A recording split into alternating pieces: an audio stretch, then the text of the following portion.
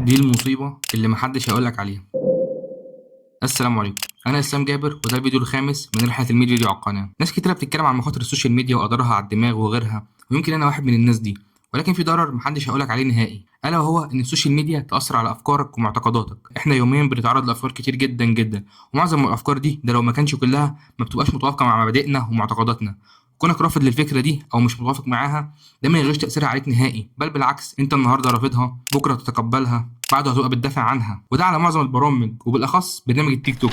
وللاسف معظم اللي بيستخدموا البرامج دي او اللي بيتعرضوا للافكار دي ما بيبقاش عندهم المرجعيه القويه سواء العلميه او الدينيه اللي تقدر ترد بيها على الافكار دي، ودلوقتي ما بقتش تقدر تفرق اللي بيتكلم صح من اللي بيتكلم غلط. انا الفتره الحاليه كل ما افتح برنامج من البرامج دي بحس اني دخلت مكان اقل ما يقال عليه حظيره فكريه حرفيا. فلو انت حد بيستخدم البرامج دي او ولي امر واولادك بيتفرجوا على الحاجات دي، حاول تقلل او تمنع استخدامك للبرامج دي، امن واسلم لدماغك ولصحتك النفسيه. لو عجبك الفيديو ده ما تنساش تعمل لايك واشتراك في القناه، ولو حابب نعمل فيديو طويل يتكلم عن الموضوع ده باستفاضه اكتب لي في الكومنتات.